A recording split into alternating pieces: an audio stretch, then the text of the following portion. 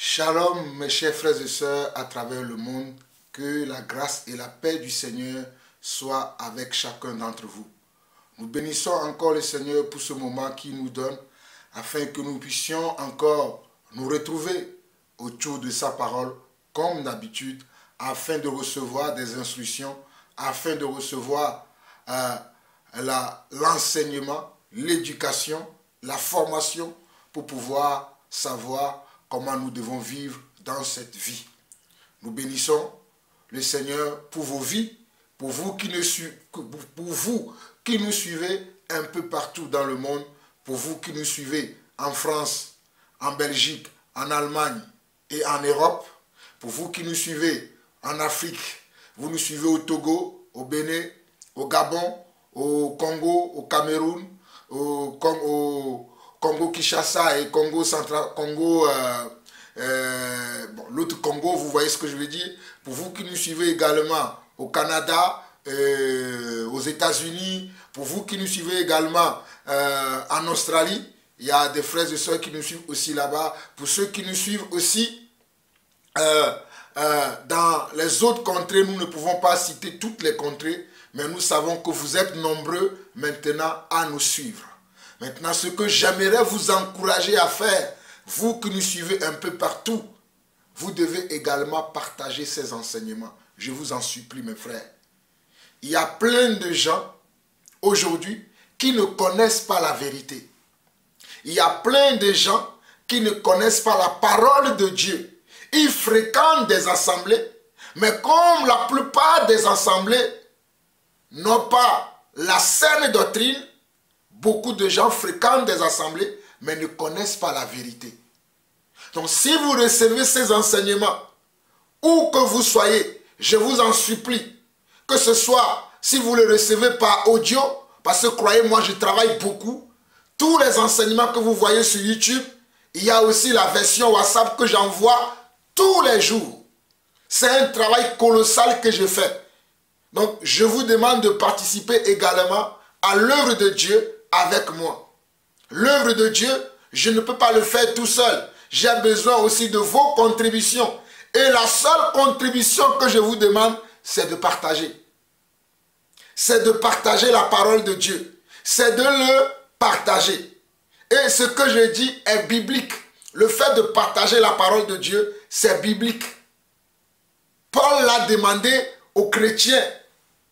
Paul l'a demandé aux premiers croyants. Dans le livre de Colossiens, vous allez voir, je vais vous montrer ça rapidement, parce que c'est très important. Je vais vous montrer ça rapidement. Dans le livre de Colossiens, Paul l'a demandé aux chrétiens de Colosse. Donc, nous allons voir ça rapidement. Paul dit dans Colossiens chapitre 4, le verset 14 au verset 16.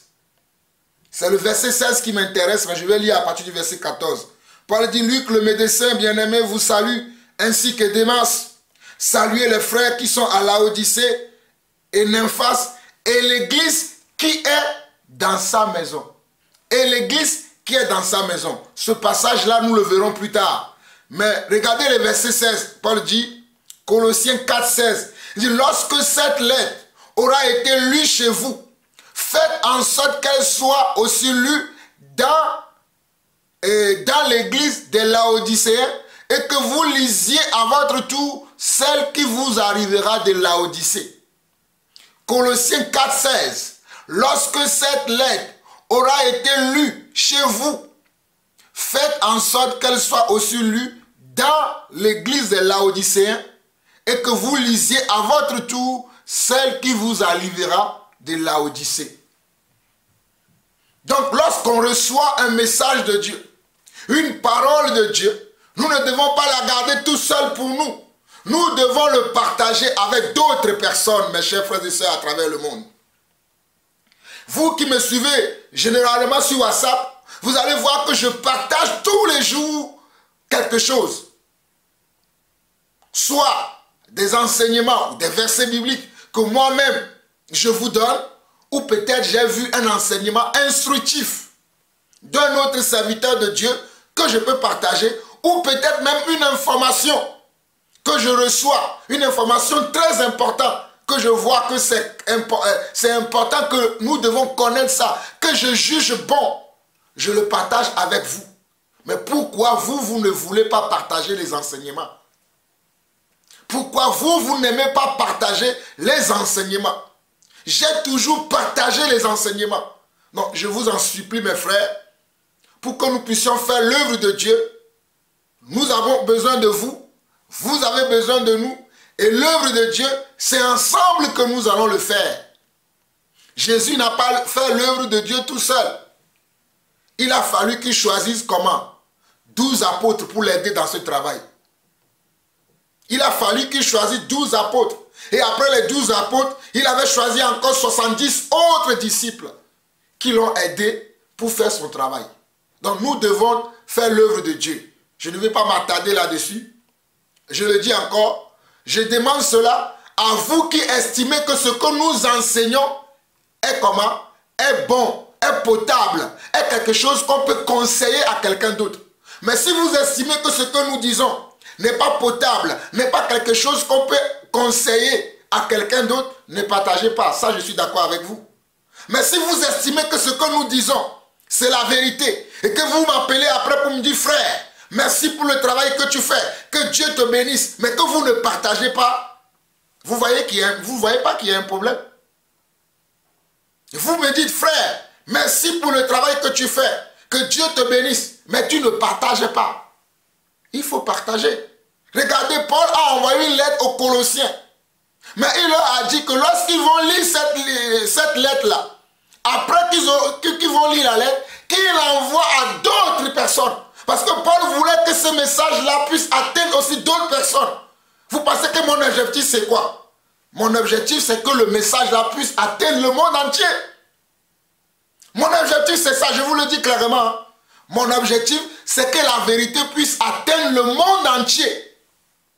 Puisque Jésus a dit que cette parole sera prêchée comment?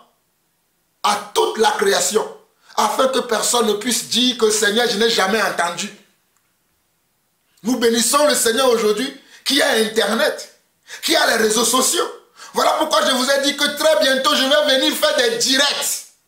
Parce que beaucoup d'entre vous, vous me le demandez. Mais si vous êtes incapable déjà de partager les enseignements que j'enregistre et que je vous envoie, lorsqu'on va faire des directs, est-ce que vous serez capable d'inviter des gens pour venir écouter ce qu'on va dire? Voilà pourquoi depuis des années, je mets un frein à ça. Parce que vous n'aimez pas partager les choses de Dieu, mais vous aimez partager les choses qui ne sont pas de Dieu. S'il vous plaît, mes chers frères et sœurs à travers le monde, aidez-nous à servir le Seigneur. Et pour continuer encore, j'aimerais dire à tout un chacun que avant que vous nous suivez, prenez la parole de Dieu pour nous suivre. Il est important que vous preniez la parole de Dieu pour voir si ce que nous disons, si cela est exact. Ne nous suivez pas simplement sans avoir la Bible avec vous. Prenez le temps d'écouter ce que nous disons en ayant la parole de Dieu en main pour voir si ce que nous disons sont corrects, sont exacts, si ce que nous disons correspond à la parole de Dieu réellement. Ne dites pas simplement Amen. Il y a certains d'entre vous, lorsque je publie les messages, vous n'avez même pas encore lu le message. Vous faites j'aime. Mais vous aimez quoi au fait? Je viens juste de publier les messages. Mais je vois des gens qui mettent des pouces comme ça. J'aime. Ce n'est pas ça que moi je veux. Je ne veux pas avoir des pouces pour dire non. Il faut d'abord que vous écoutez ce qu'on a dit. Avec la Bible, il faut vérifier. Il faut vérifier ce que nous disons. Mais vous êtes là à mettre des pouces, des pouces. Ça, c'est les choses du monde, ça. Il faut d'abord écouter si ce que le frère dit, c'est la vérité. Et là, on pourra commenter après. Mais vous, dès que je publie un truc, et le pouce. Ça, c'est les gens, comment on appelle ça, les blogueurs du monde qui font ça. Je ne suis pas un blogueur ni un vlogueur. Je suis un enseignant de la parole de Dieu. Je suis un enseignant de la parole de Dieu. Dans Actes chapitre 17, le verset 10 au verset 11, on nous dit: aussitôt les frères firent partir de nuit Paul et Silas pour Bérée. Lorsqu'ils furent arrivés, ils entrèrent dans la synagogue des Juifs. Ils entrèrent dans la synagogue des Juifs. ces Juifs avaient des sentiments plus nobles que ceux de Thessalonique, ils reçurent la parole avec beaucoup d'empressement et ils examinaient chaque jour les Écritures pour voir si ce qu'on leur disait était exact. Regardez, nous sommes dans Actes 17, le verset 11. Ces Juifs qui étaient dans la synagogue de Bérée, où Paul et Silas sont partis, la Bible dit qu'ils avaient des sentiments plus nobles que ceux de Thessalonique. Ils reçurent la parole avec beaucoup d'empressement et ils examinaient chaque jour les Écritures pour voir si ce qu'on leur disait était exact. J'aimerais que vous aussi qui nous suivez depuis des années, vous qui êtes nouvelles sur ma chaîne YouTube, vous qui êtes des nouveaux convertis, peu importe, vous devez examiner les Écritures. C'est parce que vous n'examinez pas les Écritures que l'Église est dans l'état actuel dans lequel elle se trouve. Je vous dis la vérité. C'est parce que nous n'examinons pas les Écritures que l'Église se trouve dans l'état actuel dans lequel elle est. Si nous faisons ce travail-là depuis, croyez-moi, hein, les faux prophètes ne feront pas de long feu. Les faux pasteurs, les gens qui enseignent les choses bizarres, ils ne vont pas faire de long feu. Mais puisque nous ne vérifions pas, on dit Amen. On dit Amen, on dit Amen. Ben, ils continuent avec le mal. Et nous voulons arrêter ça maintenant. Nous cherchons à arrêter ça maintenant. Nous avons besoin de vous. Vous avez besoin de nous. Il faut que vous vérifiez. Et une fois que vous vérifiez, vous savez que c'est bon, vous partagez. Que le Seigneur vous bénisse. On va commencer l'enseignement sur le véritable Église de Dieu. Et aujourd'hui, nous sommes dans le chapitre 6. Nous sommes dans la 6e partie. Nous allons prier comme d'habitude. Père éternel, Dieu d'amour, Dieu de bonté, Dieu de grâce. Avant toute chose, nous voulons te demander pardon, Papa. Nous, tes enfants, nous t'avons oublié. Nous t'avons mis de côté. Mais ce matin, éternel mon Dieu, je veux te demander pardon, Seigneur Dieu, pour toutes les fautes que nous avons commises, que ce soit nous, les enseignants de la parole de Dieu, et aussi ton peuple, Papa. Seigneur, chaque jour qui passe, comme tu as dit dans ta parole que le péché nous enveloppe si facilement, parfois nous oublions que nous ne sommes pas comme les gens de ce monde et que nous sommes particuliers à tes yeux. Papa, ne regarde pas, Seigneur Dieu, toutes ces choses que nous commettons qui ne sont pas selon ta parole. Pardonne-nous et donne-nous, Seigneur Dieu, d'avoir la force, d'avoir l'assurance de marcher tous les jours dans ta parole selon les instructions que tu nous as laissées. À présent, Papa, ce matin, nous allons encore partager ta parole. Je prie, Seigneur, que tu puisses renouveler, Papa, notre esprit, renouveler l'entendement de mes chers frères et sœurs à travers le monde qui m'écoutent et que chacun d'entre nous puisse recevoir encore une portion, un éclairage, une édification encore aujourd'hui pour continuer la marche avec toi et avec toi seul. Honneur, gloire et puissance à toi. Au nom de Yeshua, nous avons ainsi prié. Amen. Merci pour votre écoute. Nous allons continuer l'enseignement sur l'église, comme je l'ai dit, le véritable église du Seigneur. Nous avons vu hier la manière dont Jésus lui-même a parlé en disant que l'église, c'est là où 2 ou 3 sont réunis en son nom. Et j'ai expliqué pourquoi, quand Jésus dit là où 2 ou 3 sont réunis en mon nom, je l'ai expliqué hier. Voilà pourquoi je vous demande de suivre les enseignements à partir du 1er chapitre. Parce que nous aurons au minimum 12 chapitres concernant cet enseignement sur le véritable église. Il y aura au minimum 12 chapitres.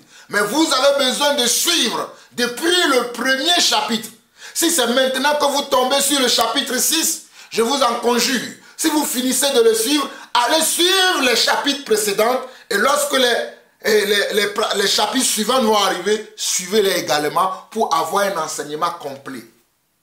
Afin de comprendre quel est le message que nous donnons. Tu ne peux pas recevoir une lettre, lire simplement le milieu et dire que tu as compris la lettre. Il va falloir que tu lis comment?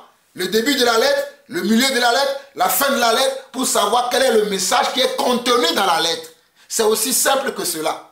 Que le Seigneur vous bénisse pour votre écoute. Nous allons continuer aujourd'hui dans Marc, chapitre 12, le verset 35 au verset 41. Mais aujourd'hui, je vais utiliser la Bible, traduction Louis II, 1910, avec commentaire Scofield. C'est celle que je vais utiliser aujourd'hui. La Bible, traduction comment Louis II. Donc, nous allons lire aujourd'hui Marc chapitre 12, à partir du verset 35. Allons-y rapidement.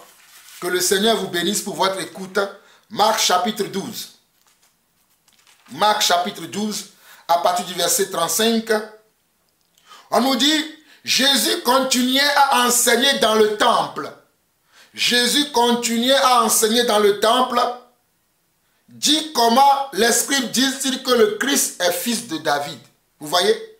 Jésus, parce que nous sommes là en train de parler des temples physiques. Au commencement, j'ai parlé du temple spirituel que nous sommes de Dieu. Et là, je me suis dit que je vais m'attarder un peu aussi sur les temples physiques. Et je vous ai montré hier que les temples physiques, ce sont les endroits où on peut contenir, ce sont les endroits qui peuvent contenir une réunion d'hommes, qui peuvent partir de 2 personnes jusqu'à des milliers de personnes. C'est ça qu'on appelle un temple, une maison de Dieu, un sanctuaire, un synagogue, un lieu de culte ou un lieu de prière.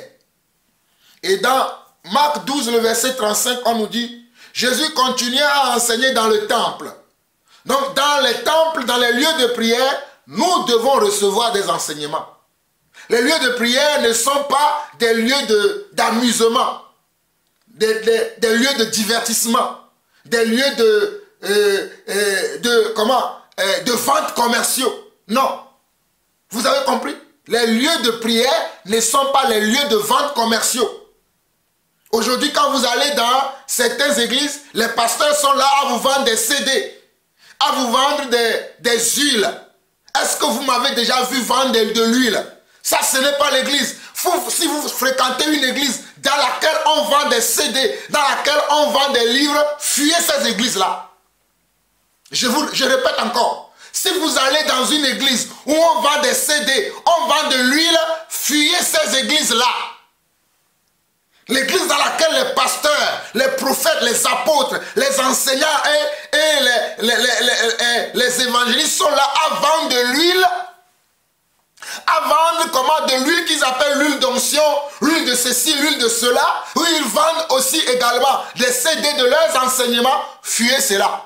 Nous nous enseignons gratuitement parce que le salut c'est gratuit. Nous l'avons reçu gratuitement et nous donnons gratuitement. Mais nous allons voir tous ces détails. Mais je précise déjà que vous sachiez que moi je ne viens pas ici pour... Non, on vient pour dire ce que Jésus a dit. Jésus n'a pas dit qu'aller construire des temples et commencer à soutirer de l'argent aux gens. Ce n'est pas ce que Jésus a dit. Donc dans Marc 12, le verset 35, Jésus continue à enseigner dans le temple, dit comment les scribes disent que le Christ est fils de David. Quand Jésus vient dans le temple, son objectif, c'est d'enseigner la vérité. Son objectif, c'est de montrer la voie du Seigneur aux gens qui se réunissent dans le temple. L'objectif de Jésus, ce n'est pas de regarder la poche des gens. Ce n'est pas regarder ce que les gens peuvent donner. Mais son objectif, c'est que les gens qui sont dans le temple puissent connaître la volonté de Dieu, puissent savoir qui est Dieu réellement. Voilà pourquoi les enseignements de Jésus sont différents des enseignements des sacrificateurs, des scribes et des pharisiens. Parce que Jésus mettait l'accent sur la volonté de Dieu. Jésus démontrait la volonté de Dieu dans l'église, dans les temples. Jésus montrait la volonté de Dieu, il démontrait la volonté de Dieu, il montrait les pensées de Dieu dans l'église. Suivons l'histoire que je suis en train de lire et vous allez mieux comprendre. Jésus continuait à enseigner dans le temple, nous sommes au verset 35 de Marc 12, dit, comment les scribes disent-ils que le Christ est fils de David? David lui-même, animé par l'Esprit Saint, a dit, le Seigneur a dit à mon Seigneur, assis-toi à ma droite jusqu'à ce que je fasse de tes ennemis ton marchepied. David lui-même l'appelle Seigneur. Comment donc-il est son fils? Et une grande foule l'écoutait avec plaisir. Et une grande foule. Donc la grande foule qui était dans le temple écoutait Jésus avec plaisir parce que Jésus annonçait un message différent. Un message différent de ce qu'annonçaient les pharisiens, les scribes, les docteurs de la loi. Ok. Verset 38. Il disait dans son enseignement. Ah, j'aime ça. Il disait dans son enseignement, dans son sermon, dans son discours, le discours de Yeshua le Messie, le discours d'Adonai, le discours de Saul. Alléluia, papa. Béni sois-tu, Père, parce que ton discours m'a fait du bien, ton discours m'a touché. Je n'étais pas là à cette époque-là, mais quand je lis, je comprends que les discours que Jésus avait étaient différents des discours des hommes de son époque. Moi, je n'étais pas né à l'époque où Jésus parlait dans les temples. Mais quand je lis la parole de Dieu aujourd'hui, je me suis rendu compte que son discours était différent.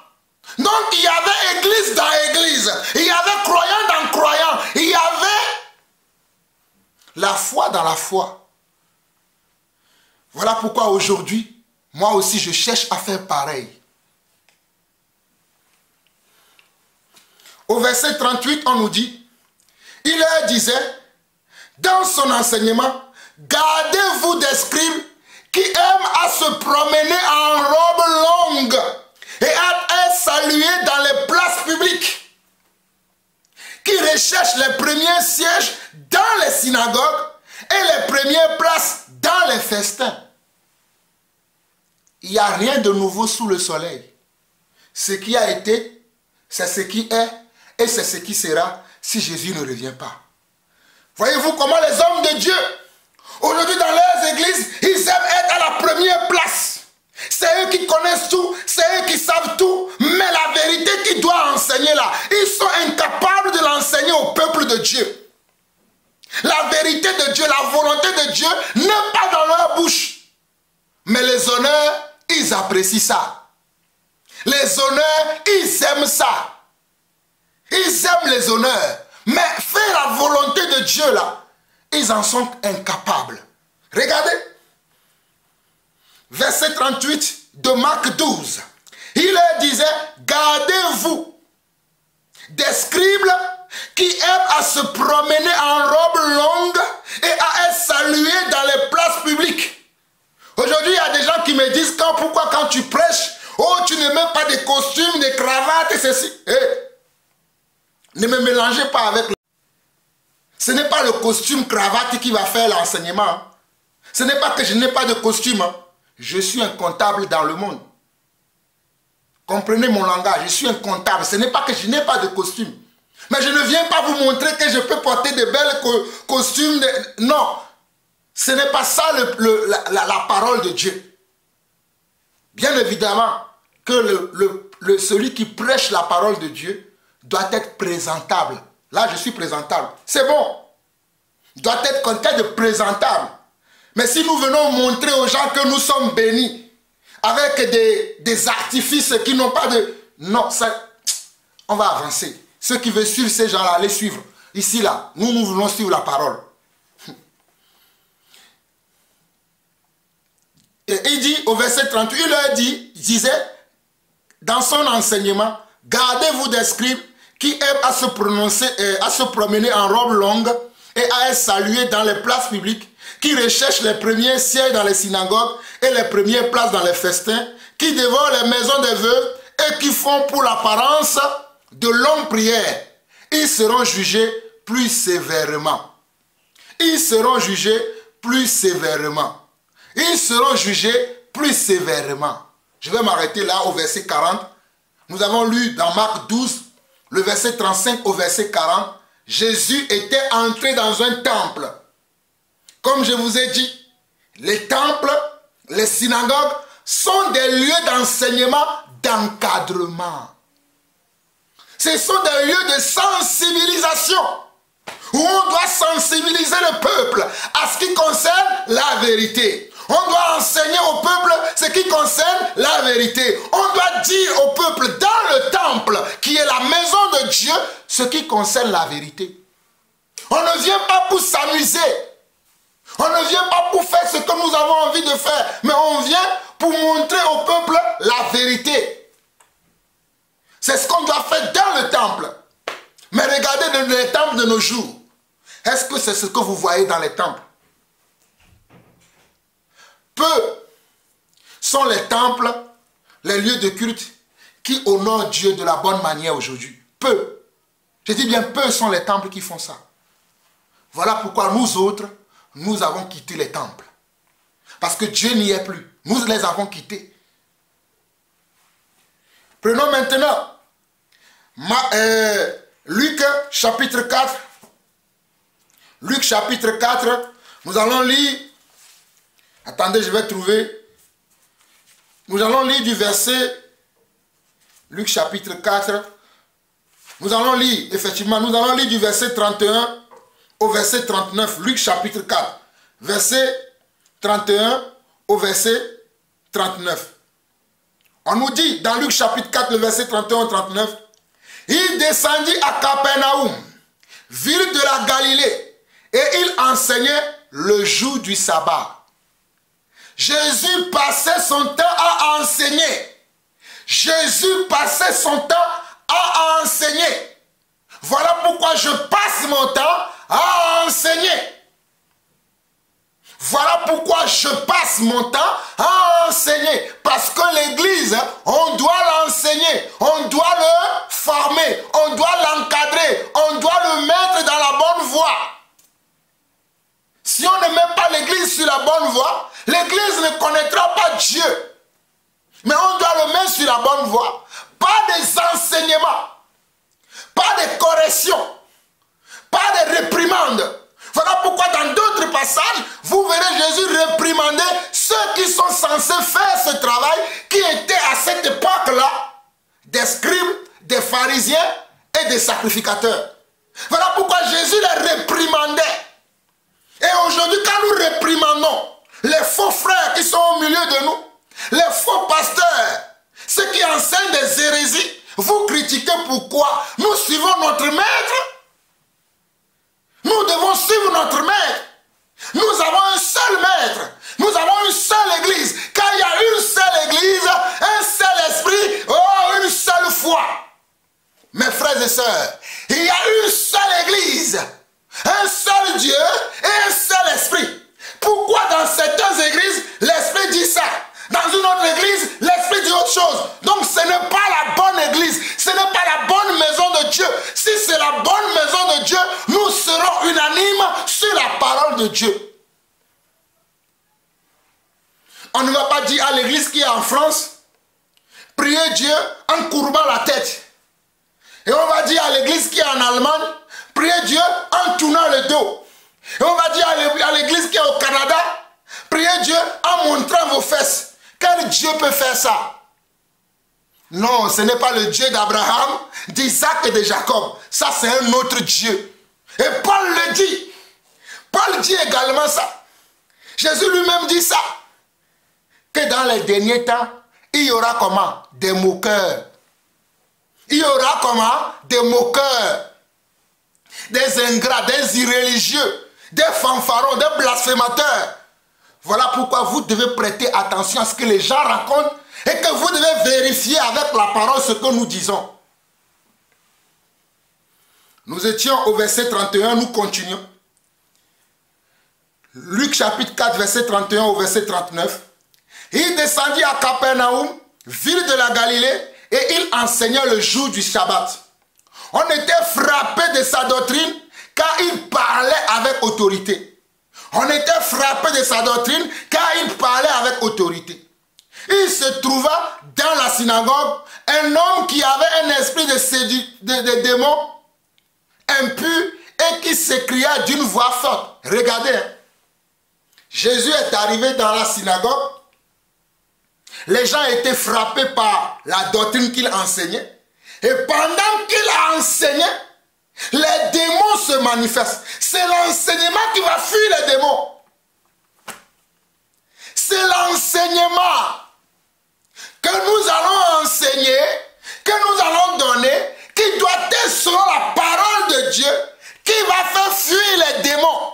S'il y a encore des démons, des sorciers, des rosicruciens, des francs-maçons, des lucifériens dans vos églises encore, c'est parce qu'il n'y a pas la doctrine de Dieu. Je répète encore, s'il y a dans nos assemblées, dans nos communautés, des lucifériens, des sorciers, des gens qui sont méchants, c'est parce que dans nos assemblées, il n'y a pas la doctrine de Dieu. Regardez, verset 32. On était verset 32 de Luc chapitre 4. On était frappé de sa doctrine car il parlait avec autorité. Verset 33. Il se trouva dans la synagogue un homme qui avait un esprit de démon impur et qui s'écria d'une voix forte. Ah! Qu'y a-t-il entre nous et toi, Jésus de Nazareth? Tu es venu pour nous perdre? Je sais que tu es le Saint de Dieu. Qu'y a-t-il entre toi et nous? Oh, alléluia. Tu es venu pour nous perdre? Je sais que tu es le Saint de Dieu. Jésus le menaça, disant, tais-toi et sors de cet homme. Et le démon le jeta au milieu de l'assemblée et sortit de lui sans lui faire aucun mal. Regardez le verset 35. Jésus le menaça, disant, tais-toi et sors de cet homme. Et le démon le jeta au milieu de l'assemblée et sortit de lui sans lui faire aucun mal. Allez voir comment les faux pasteurs là, vos faux pasteurs, allez voir comment ils chassent les démons aujourd'hui. En faisant tout un spectacle qu'ils mettent sur les réseaux sociaux. Et vous croyez que c'est ça l'église? Hey, on vous a menti. On vous a trompé. Ça c'est du spectacle. Quand on chasse un démon, on chasse les démons dans la vie des gens et les gens ne doivent avoir aucun mal. Même si la personne a une légion de démons, lorsque je prends autorité et je dis au nom de Jésus, sors de ce corps, le démon va sortir sans que la personne soit mal. Mais ce que vous voyez les gens faire là, ça ce n'est pas l'église.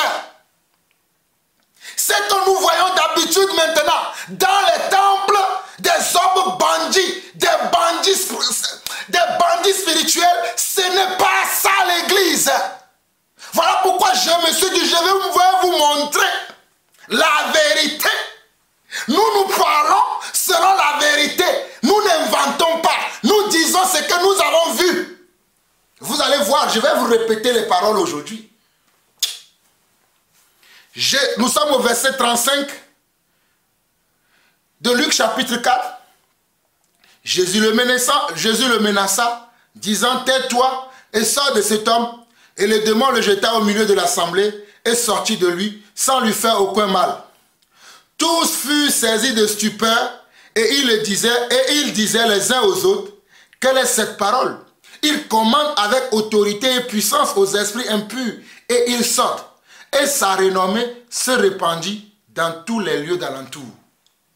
Lorsqu'on est un serviteur de Dieu et qu'on a reçu l'autorité pour enseigner, pour fortifier l'église, pour édifier l'église, on doit manifester les mêmes dons. Peut-être si on n'a pas reçu le don, ça ce n'est pas un problème. Mais lorsque nous disons que nous avons des manifestations de dons, cela doit se passer comme cela s'est toujours passé dans les Écritures. Quand il y a les manifestations de dons, des dons que Dieu a donnés à l'église selon 1 Corinthiens 12, nous avons des dons dans l'église et selon Romains chapitre 12 également, Dieu a donné des dons, des talents à chacun d'entre nous dans l'église. Et c'est ceux-là qui exercent ce don-là dans l'église. Mais si, en exerçant le don, je vois que la manifestation est différente des manifestations que nous voyons dans les Écritures, ce n'est pas Dieu qui agit. C'est l'esprit de l'antéchrist. Ce sont des faux miracles. C'est comme ça que la Bible appelle ça. On ne peut pas chasser les démons dans quelqu'un et la personne va casser son bras après. La personne se ridiculise comme je vois les femmes. Et souvent c'est toujours les femmes. Oui, tu es rempli de l'esprit de sirène, tu es rempli de ceci, et je vois les femmes se rouler par terre. Je vois les femmes qui... Ce n'est pas possible ce que nous voyons aujourd'hui dans les églises. Ça, ce n'est pas Dieu, ça. C'est du spectacle, écoutez-moi très bien. Ce n'est pas Dieu. Quand Dieu vient, il vient pour comment? Pour donner la paix, pour donner la tranquillité aux gens. Dieu ne vient pas pour t'exposer comme si tu étais une vulgaire personne. La vulgaire personne, c'est les démons. Mais toi, tu es un enfant de Dieu. Et généralement, les gens qui sont possédés, ce sont les gens qui ne sont pas sauvés. Car celui qui est sauvé, il a une nouvelle création. Les choses anciennes sont passées. Tu ne peux pas être sauvé et être possédé. Non. Nous verrons encore tout ça là en détail plus tard. Tu ne peux pas être sauvé et être possédé. Si tu fréquentes une église, tu dis que tu es sauvé. Tu es sauvé hein, et que tu es possédé, tu n'es pas sauvé. Il y a eu un problème dans ton comment? Dans ton salut. Dans ta conversion, il y a eu un problème. Parce qu'un véritable enfant de Dieu ne peut pas être possédé. Non, non, je ne crois pas à ça. Un véritable enfant de Dieu, non. Sinon, la Bible a menti. Comment la Bible peut dire si quelqu'un est en Christ, il a une nouvelle création? Comment quelqu'un peut être une nouvelle création, en même temps il est habité par Dieu, en même temps il est habité par Satan? Oh, ouais. Oh, quel blasphème! Comment quelqu'un qui est sauvé par Dieu, en même temps il est habité par Dieu, en même temps il est habité par Satan? Mais quelle Bible lisez-vous?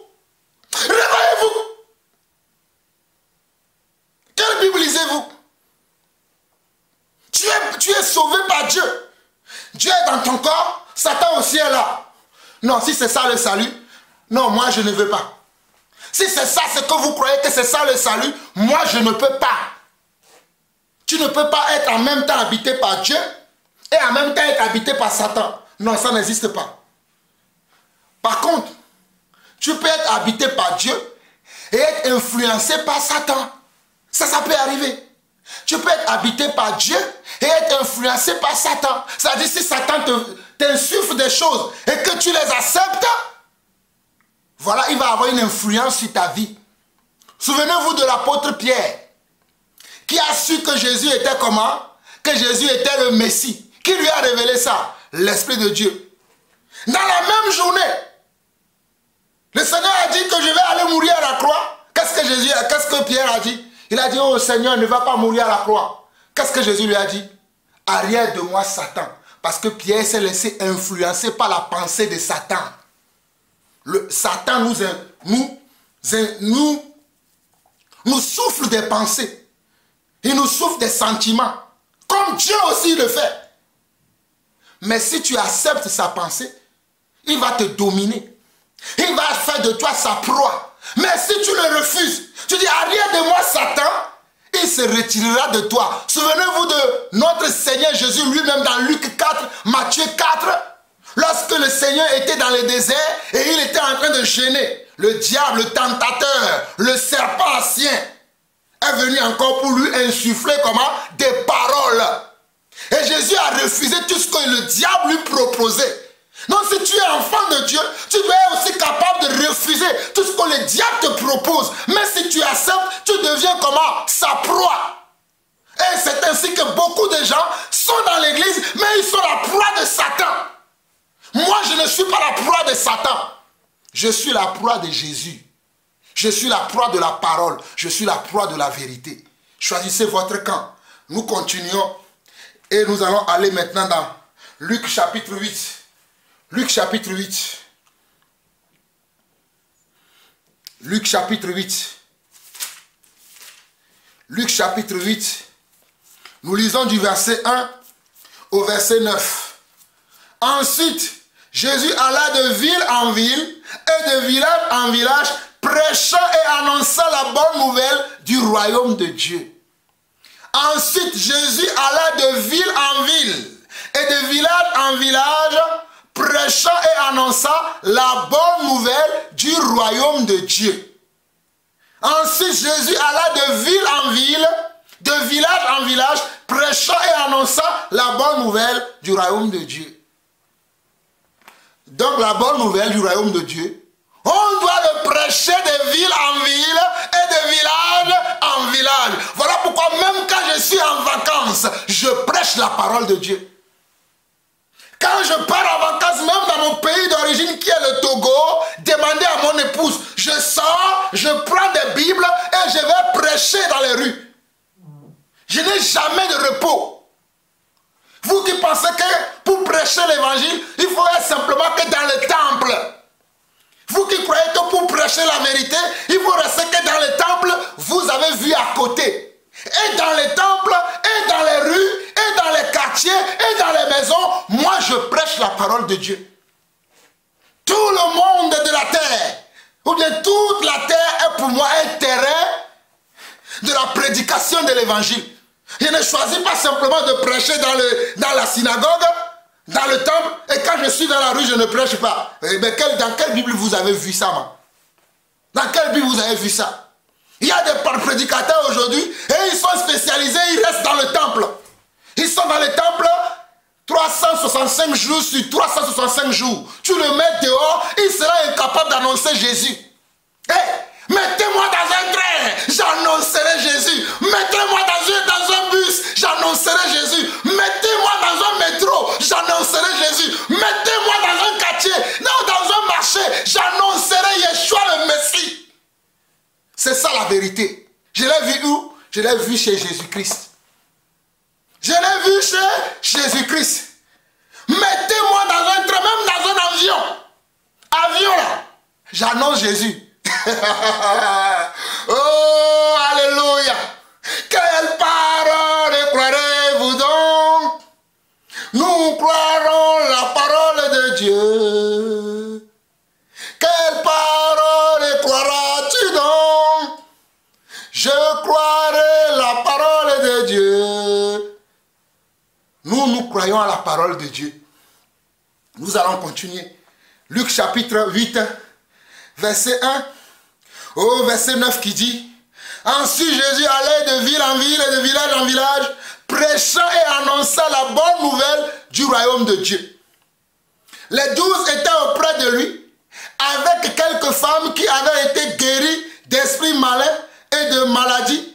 Marie, dite de Magdala, de laquelle étaient sortis 7 démons. De laquelle étaient sortis 7 démons. Cette femme-là n'était pas sauvée. Voilà pourquoi elle était remplie de démons. Mais lorsqu'elle a été libérée de ces démons, elle est devenue membre de l'église et elle servait dans l'église. Alléluia. Oh, lorsque Jésus a rencontré Marie de Magdala, qui était pauvre, regardez, je vais vous relire encore les Écritures. Nous aimons la vérité. Alléluia. Hey, regardez la vérité. Nous sommes dans Luc chapitre 8, le verset 2. Les 12 étaient auprès de lui. Les 12, il les a trouvés où? Dans un temple?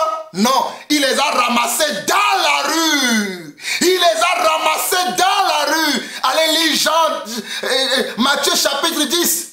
Jean chapitre 2. Vous allez voir comment Jésus a ramassé les disciples. Il les a ramassés dans la rue. Voilà pourquoi je prêche aussi dans les rues. Je ne suis pas un spécialiste des temples. Vous qui êtes des templiers, allez rester dans les temples. Les templiers, allez rester dans les temples. Moi, je prêche partout parce que j'ai suivi l'exemple de mon maître. Les 12 étaient auprès de lui avec quelques femmes qui avaient été guéries. Regardez, avec quelques femmes qui avaient été guéries. Donc, ça veut dire que c'est leur passé. Dans leur passé, ne connaissant pas le Seigneur, elles étaient malades, elles étaient possédées parce qu'elles ne connaissaient pas le Seigneur. Mais lorsque tu connais le Seigneur, tu ne peux plus être possédé. Vous, les gens qui venaient à l'église, qui cherchaient la délivrance là, vous n'avez pas encore connu le Seigneur. Si vous connaissez le Seigneur, vous serez dépossédé. Seigneur, aide-moi à prêcher ta parole avec exactitude. Aide-moi, Seigneur. Tu ne peux pas connaître le Seigneur et être possédé. C'est impossible. Verset 2. Les 12 étaient auprès de lui avec quelques femmes qui avaient été guéries d'esprits malins et de maladies. Marie dit de Magdala, de laquelle étaient sortis 7 démons. Jeanne, femme de Suja, intendant de Rhodes, Suzanne et plusieurs autres qui l'assistaient de leurs biens. Qui l'assistaient de leurs biens. Même le Seigneur Jésus avait été assisté. Et quand je vous demande de m'assister aujourd'hui, en partageant ce que je prêche, certains d'entre vous disent pourquoi on va faire ça. Mais aidez-moi à prêcher l'évangile. Même Jésus étant Dieu, il avait été assisté. Les gens ont mis leur bien à la disposition de Jésus pour qu'il puisse continuer de faire l'œuvre de Dieu. Nous, est-ce que quand on vous demande, même vous ne faites pas. Mais c'est vous qui vous plaignez encore pour qu'on prêche l'évangile. Vous êtes des méchants. Vous êtes des méchants. Parce que vous devez, normalement c'est vous qui devez nous aider à faire le travail. Vous ne le faites pas. Et quand même que nous nous efforçons de le faire, malgré les temps difficiles, malgré les temps qui sont difficiles, et nous nous efforçons de faire l'œuvre de Dieu, vous nous découragez encore. Vous ne nous encouragez pas. Vous ne savez pas que le simple fait de partager le message que je suis en train de prêcher là, vous serez en train de m'encourager. Vous ne le savez pas. C'est aussi de l'encouragement. Si vous partagez ce que nous prêchons là, et que beaucoup se réveillent, mais c'est aussi un encouragement pour moi. Mais vous refusez de le faire. Vous gardez la vérité des autres avec les méchants. Ce n'est pas juste. Je bénis vous, mes frères et sœurs, à travers le monde, qui prient pour moi, certains d'entre vous qui me soutenez financièrement, que le Seigneur vous bénisse. La Bible dit que ce que la main gauche donne, la main droite ne doit pas le savoir. Mais je vous en suis vraiment reconnaissant. Surtout beaucoup de mes sœurs. Oh, ma sœur qui m'a soutenu dernièrement, afin que nous puissions aider certains frères et sœurs au pays, au Togo. Ma sœur, tu te reconnais. J'applique ici ce que la main gauche donne, la main droite ne doit pas le savoir. Mais je t'avais contacté parce que j'ai trouvé que c'était difficile pour moi tout seul de pouvoir soutenir toutes ces personnes qui ont besoin d'aide, et tu t'es manifesté. Que le Seigneur se souvienne de toi. Merci pour ton assistance. Verset 4. Une grande foule s'étant assemblée et les gens étant venus de diverses villes auprès de lui, il dit cette parabole. Regardez. Jésus, mes chers frères, regardez correctement ce que je suis en train de vous montrer. Suivez-moi attentivement. Une grande foule s'étant assemblée et les gens étant venus de diverses villes auprès de lui, il dit cette parabole. Est-ce qu'il était dans une église? Était-il dans un temple? Non. Il était dans un endroit. On nous l'a dit au verset 1er. On nous dit, ensuite Jésus allait de ville en ville et de village en village, prêchant et annonçant la bonne nouvelle. Donc il y a des moments où il est dans le temple, il y a des moments où il est dans les rues. Il y a des moments où Jésus était dans les temples, dans les synagogues, et il y a des autres moments où il est dans la rue, il est dans les villages, il est dans les quartiers, il est dans les contrées pour prêcher l'évangile. Voilà pourquoi Jean-Paul Lawson aussi a choisi la même méthode comme son maître. Tantôt je suis dans les synagogues pour recadrer, enseigner, corriger, et tantôt je suis dans les rues. Mais je peux vous dire que moi je préfère la rue. Parce qu'il y a trop d'hypocrisie. Non, je suis sincère, mes frères. Il faut que je sois sincère avec vous. Je préfère la rue. Je préfère les rues. Parce qu'au moins dans les rues là, les gens ont un besoin réel. Ils sont vrais. Alors que dans les synagogues, on est des hypocrites. On vient, oh, charabababa, kendaramaso, manda bababa, coca, coca, coca, malta, malta, fanta, fanta, coca, coca, coca. On sort, on continue la débauche. On revient. Oh Seigneur, merci. Oh, le Seigneur a fait un miracle. Quel miracle? Le Seigneur ne peut pas faire un miracle dans la vie de quelqu'un qui vit dans le péché, qui vit dans le désordre, qui vit dans le chaos. Le Seigneur ne fait pas ça. Tu t'es trompé, ce n'est pas le Seigneur. Voilà pourquoi moi j'ai quitté les assemblées. Je vous ai souvent dit que je sais comment faire une église. Comment louer un bâtiment, faire des prospectus, aller distribuer dans les boîtes aux lettres, ou bien faire organiser quelques évangélisations dans la ville pour faire venir 2, 3, 4 personnes et après continuer à mettre la pression sur eux. Vous devez faire ramener vos familles, vous devez faire ramener vos frères et sœurs, vous devez faire ramener vos cousins. vos cousines, je peux faire ça. Mais ça, ce n'est pas la vraie église. Si vous me voyez un jour dans un bâtiment, ça veut dire que c'est Dieu qui a créé ce bâtiment-là. Je vous dis la vérité.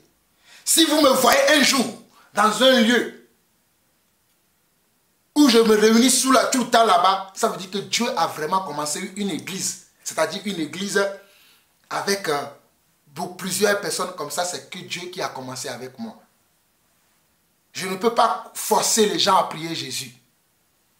J'ai déjà demandé, il y a des gens déjà qui ont dit, frère, on peut te soutenir.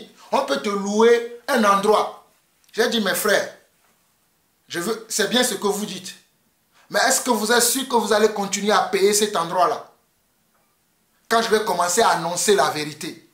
Quand je vais commencer à dire qu'il y a le péché dans votre vie. Quand je vais commencer à dire que ça, ce n'est pas bon. Est-ce que vous allez continuer à payer? Vous n'allez pas dire, bon, maintenant c'est nous qui te soutenons, la salle, tout ça, là, nous n'allons plus soutenir.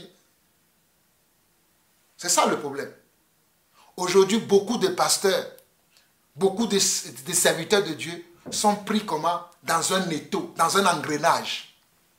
Voilà pourquoi ils ne peuvent plus dire la vérité. Parce qu'ils ont peur de perdre leur bâtiment qu'ils ont construit. Ils ont peur de perdre comment? Leurs entreprises qu'ils ont créées. Mais puisque Jean-Paul Lanson n'a pas de bâtiment, il est libre de dire ce qu'il croit de la vérité. Qui va venir maintenant me dire, je ne paye pas ta maison? C'est moi-même qui paye ma maison. Qui va me dire maintenant, je ne vais pas mettre de l'essence dans ta voiture pour aller prêcher? C'est moi-même qui mets de l'essence quand je peux pour aller prêcher. Quand je peux pour aller visiter des sœurs. Hier, je suis parti visiter une sœur. J'ai passé 2h30 avec la sœur et sa famille. Est-ce que vos pasteurs font ça? Ils vous attendent que le dimanche. Est-ce que vos pasteurs viennent vous visiter? C'est une question, hein? Ne vous énervez pas. Il y a des gens qui fréquentent des églises pendant 10 ans. Ils ne savent même pas où habite leur pasteur. Et ils disent qu'ils sont des enfants de Dieu. Wow! Comment vous pouvez vous laisser berner comme ça? Moi, je vais visiter les gens. J'ai appris ça où? Dans la parole. C'est ça la véritable église. On n'est pas simplement là à être rassemblés dans un endroit où on dit église et la vie des gens ne nous intéresse pas. Je ne veux pas cette église-là. Si c'est ce que vous voulez, allez-y. On nous dit au verset 4 de Luc chapitre 8 qu'une grande foule s'étant assemblée et des gens étant venus de diverses villes, les gens étaient venus de diverses villes auprès de lui, il dit cette parabole. Regardez, quand les gens se réunissent autour de lui, il continue à enseigner. Voilà pourquoi lorsque moi aussi j'attire des gens qui viennent à moi, j'enseigne. Pourquoi j'attire les gens? Pour qu'ils soient attirés vers moi. Et une fois qu'ils sont là, je les enseigne. Vous voyez que j'ai appris ça où? Dans la parole de Dieu. Regardez. Au verset 5. Un semeur sortit pour semer sa sémence. Comme il semait, une partie de la sémence tombant le long du chemin. Et elle fut foulée aux pieds et les oiseaux du ciel la mangèrent. Il a commencé quoi? Une parabole. Et dans cette parabole, il va enseigner la foule qui sont venus de plusieurs villes auprès de lui. Était-il dans une synagogue? Non. Donc les synagogues, on ne dit pas le synagogue, on dit la synagogue. La synagogue, le temple, le lieu de prière, le lieu de culte, n'est pas le seul endroit où on peut enseigner la parole de Dieu. Voilà pourquoi moi j'ouvre ma caméra pour enseigner la parole de Dieu. À l'époque de Paul, il n'y avait pas les réseaux sociaux. Paul écrivait. Paul écrivait et envoyait aux autres chrétiens qui sont dans les autres contrées. Mais moi j'ai dit que Paul à son époque, il peut utiliser comme des courriers. Moi aujourd'hui je peux utiliser des vidéos et des messages audio. Ça s'appelle la sagesse de Dieu. Ça ne se dit pas où est son église. Il dit qu'il est apôtre. Où est son église? Il dit qu'il est apôtre. Où est son église? Vous n'avez absolument rien compris. Je vous dis la vérité. Vous n'avez absolument rien compris. C'est ainsi que vous allez mourir dans l'hypocrisie et dans le péché. Parce que vous n'avez absolument rien compris. À l'époque de Paul, Paul écrivait. Il prenait son stylo, il prenait un papier. Regardez, il prenait du papier blanc et il écrivait pour donner aux gens. Il a donné quoi? La parole par les Écritures. Aujourd'hui, tu dis le livre de Corinthiens. C'est Paul qui a envoyé cette lettre-là aux Corinthiens. Aujourd'hui, tu dis le livre des Éphésiens. C'est Paul qui a écrit, qui a envoyé. Moi, en tant qu'apôtre comme Paul, j'ai dit, je vais faire des vidéos. Que ce soit des vidéos ou des audios pour enseigner également et gangréner le monde entier de mes enseignements. Ça s'appelle de la sagesse. Ça s'appelle de l'intelligence. Ça ne s'appelle pas de l'ego. Ça s'appelle l'amour des hommes. J'ai l'amour pour les gens. Pourquoi je peux connaître la vérité et garder pour moi? Hein? Pourquoi je vais connaître la vérité et garder pour moi? Je vais les distribuer à tout le monde. Donc nous comprenons par Luc chapitre 8, les versets 1 au verset 4. Je vais relire et nous allons aller maintenant dans Jean 3. Dans Luc chapitre 8, le verset 1 au verset 4, on nous dit: Ensuite Jésus allait de village en village, prêchant et annonçant la bonne nouvelle du royaume de Dieu. Donc il faut qu'on aille de lieu en lieu pour prêcher aussi l'évangile. On ne peut pas être simplement dans nos assemblées les dimanches pour dire qu'on connaît l'écriture. Bien évidemment qu'avant de sortir dehors pour aller prêcher, assure-toi que Dieu t'a appelé, soit que tu es un apôtre, soit que tu es un prophète, soit que tu es un évangéliste, soit que tu es un pasteur, ou soit que tu es un enseignant de la parole de Dieu. J'ai dit les choses. Hein.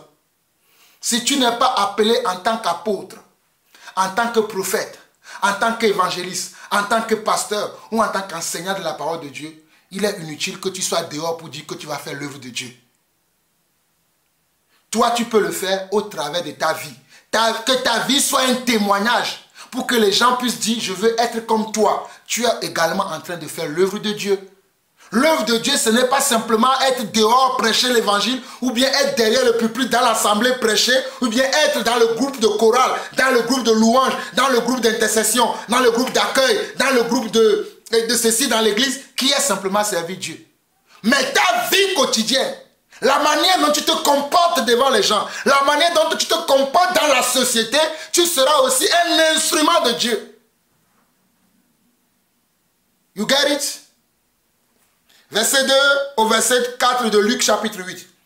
Les 12 étaient auprès de lui avec quelques femmes qui avaient été guéries d'esprits malins et de maladies. Marie dit de Magdala, de laquelle étaient sortis 7 démons, Jeanne, femme de Chuja, intendant d'Hérode, Suzanne et plusieurs autres qui l'assistaient de leurs biens.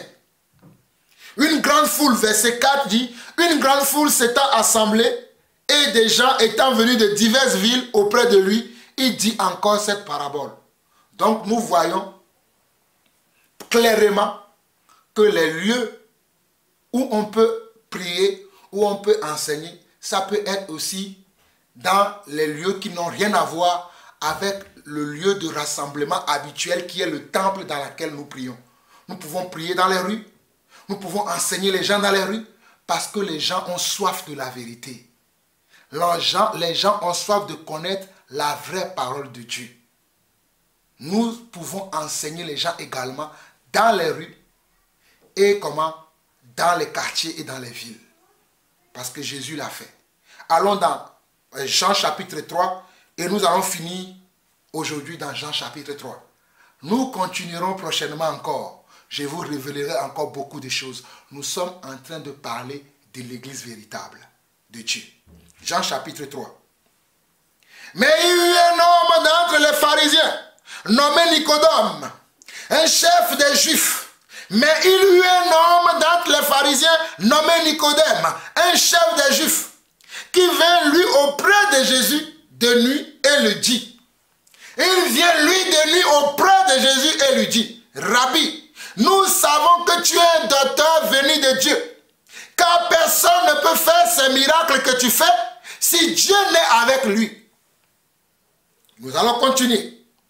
Jésus lui répondit, en vérité, je te le dis, si un homme n'est né de nouveau, il ne peut voir le royaume de Dieu. Si un homme n'est né de nouveau, il ne peut voir le royaume de Dieu. Es-tu né de nouveau, mon frère? Es-tu né de nouveau, ma soeur? Voilà pourquoi tu es encore possédé. Sois né de nouveau et tu n'auras aucun problème avec les démons. Les démons vont te fuir parce que tu appartiens maintenant à Dieu. Mais si les démons ont encore un accès dans ta vie, c'est parce que tu les appartiens. Verset 4. Nicodème lui dit, comment un homme peut-il naître quand il est vieux? Nicodème lui dit, comment un homme peut-il naître quand il est vieux? Peut-il entrer dans le sein de sa mère et naître? Nicodème dit, Jésus, à vrai dire, je t'ai vu dans le temple. Tu as tellement enseigné, tu as fait tellement de grandes choses, de grands miracles. Waouh, je suis stupéfait. Je t'ai vu dans les rues. Tu as fait également les mêmes choses que tu faisais dans les temples. Finalement, j'ai conclu que tu ne peux faire que ça parce que Dieu est avec toi. J'ai conclu que tu ne peux faire que ça parce que Dieu est avec toi. Jésus profite pourquoi? Pour l'enseigner. Jésus profite pour l'enseigner. Voilà pourquoi quand vous venez me voir, moi aussi, peu importe ce que vous venez de me dire, je profite pour vous enseigner, pour vous montrer la voie droite du Seigneur. Je l'ai appris où? En voyant Jésus. En ayant Jésus comme modèle, je m'appuie sur lui. Je fais comme lui.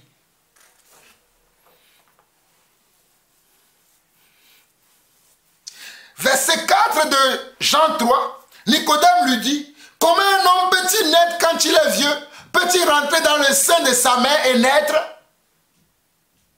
Déjà remarquez que dans cette histoire, Jésus, lui, était dans une maison. Nicodème est venu le voir pendant la nuit. Il n'était plus dans le temple. Vous, vos pasteurs, quand vous les appelez, ils vont vous dire, oh, on se verra, viens me voir dans mon bureau. Quand vous appelez vos pasteurs, viens me voir dans mon bureau. Moi, ma maison était ouverte à tous les frères. Parce que je l'ai appris selon la parole de Dieu. Viens me voir dans mon bureau, on va parler. Ou bien, on se verra le dimanche à l'église. Ils n'ont pas de temps pour vous. Mais quand c'est l'heure de prendre la dîme et les offrandes, ils ont le temps. Quand c'est l'heure de prendre la dîme ou les offrandes, ils ont le temps. Moi, je n'ai pas de dîme. Je n'ai pas d'offrande. Mais regardez comment je travaille. Alléluia. Comme je disais à la sœur que j'ai visitée hier, que je veux travailler comme beau. Mes frères, je vous dis la vérité, moi je suis sincère. Hein. Je suis le moindre des serviteurs de Dieu. Mais je veux dire à la fin de ma vie, comme Paul a dit, qu'il est le moindre de tous, mais il a travaillé plus que tous. C'est ce que moi je veux faire. Je vous dis la vérité, je ne vous mens pas. Je suis le moindre des serviteurs de Dieu. Mais je vais travailler beaucoup plus que tous. Parce que ce sont des paresseux. Ils ne veulent pas travailler, mais ils aiment l'argent des gens. Nous travaillons. L'ouvrier mérite son salaire. Et ils ne méritent pas leur salaire. Parce que ce sont des paresseux. Ils sont incapables de vous visiter. Certains d'entre vous, vous n'avez même pas le numéro de téléphone de vos pasteurs. Vous trouvez ça normal? Vous ne savez même pas où ils habitent, mais vous les appelez mon homme de Dieu. C'est lui mon pasteur. Hey, les disciples connaissaient là où habitait Jésus. Les disciples connaissaient là où vivait Jésus. Ils connaissaient sa vie. Vous ne connaissez pas la vie de vos pasteurs, de vos prêtres, mais vous les appelez des serviteurs de Dieu. Franchement, il faut être vraiment quelqu'un qui n'a aucun... Je ne sais pas ce que je vais vous dire. Les mots me manquent quoi. Verset 5. Jésus répondit. En vérité, je te le dis. Si un homme n'est né d'eau et d'esprit, il ne peut entrer dans le royaume de Dieu. Celui qui est né de la chair est chair. Et ce qui est né de l'esprit est esprit. Ne t'étonne pas que je t'ai dit, il faut que vous naissiez de nouveau. Le vent souffle où il veut et tu entends le bruit. Mais tu ne sais d'où il vient, ni où il va. Il en est ainsi de tout homme qui est né de l'esprit. Regardez, ça c'est le dialogue entre Jésus et Nicodème, un docteur de la loi. Il était docteur de la loi, mais il ne savait pas comment on pouvait être né de nouveau. Si nous disons aujourd'hui que les pasteurs ne connaissent pas Dieu, certains prophètes ne connaissent pas Dieu, certains apôtres ne connaissent pas Dieu, vous allez dire que nous disons n'importe quoi. Mais la preuve aujourd'hui, voici quelqu'un qui était assis dans la peau d'apôtre, de prophète, mais qui ne connaissait pas. Qui est venu voir celui qui connaît? Qui est venu voir celui qui connaît? C'est celui qui ne connaissait pas qui est venu voir. Au moins lui il est humble. Il cherche la vérité. Je sais que sur ma chaîne, il y a beaucoup d'entre vous, vous cachez pour venir écouter. Après, vous allez prêcher dans vos églises. Peu importe que la parole soit prêchée, c'est ça l'essentiel. Venez, cachez-vous pour écouter. Venez, je vous invite. Venez vous cacher pour écouter la sagesse de Dieu ici et allez le prêcher après dans vos églises. Peu importe. Ce que moi je veux, c'est que la vérité soit prêchée.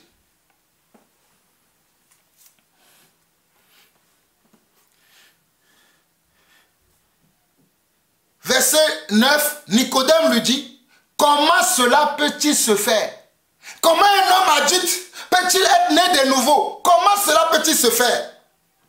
Jésus lui répondit, tu es docteur d'Israël et tu ne sais pas ces choses. Tu es docteur en Israël et tu ne sais pas ces choses. En d'autres mots, tu es pasteur en Israël. Tu es le conducteur du peuple. Tu es le conducteur des enfants de Dieu, tu ne sais pas ces choses. Voilà pourquoi il est écrit dans le livre de Matthieu qu'un aveugle qui conduit un aveugle, les deux ils vont faire quoi? Ils vont tomber dans une fosse. Un aveugle qui conduit un aveugle, puisque les deux sont des malvoyants, ils vont aller tomber dans une fosse. Un aveugle qui conduit un aveugle. Où vous avez vu ça? Un aveugle il est là. Il ne voit rien. Toi aussi tu es aveugle. Et il dit viens suis-moi. Non mes frères, moi j'ai refusé. Non. Je ne peux pas suivre des aveugles. Un aveugle il est comme ça. Regardez.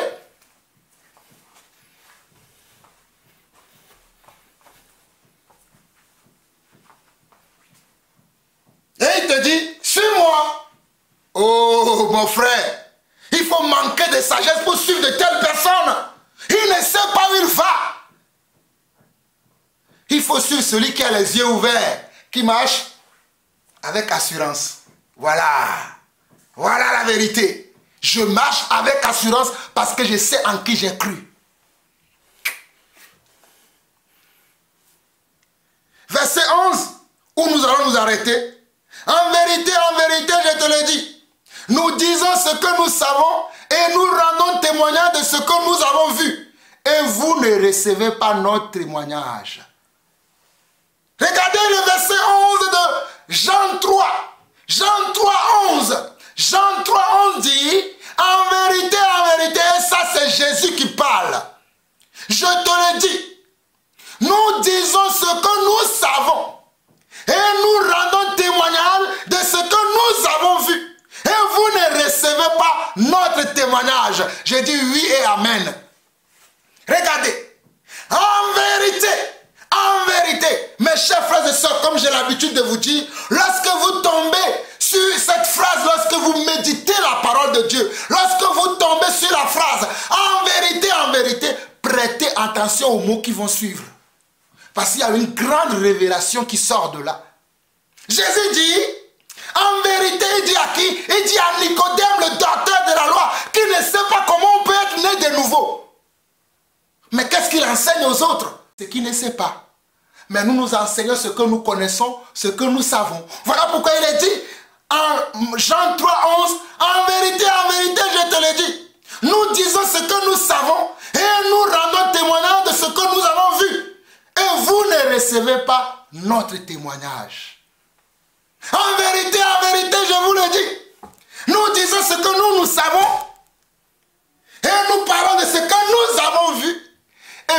recevez pas notre témoignage.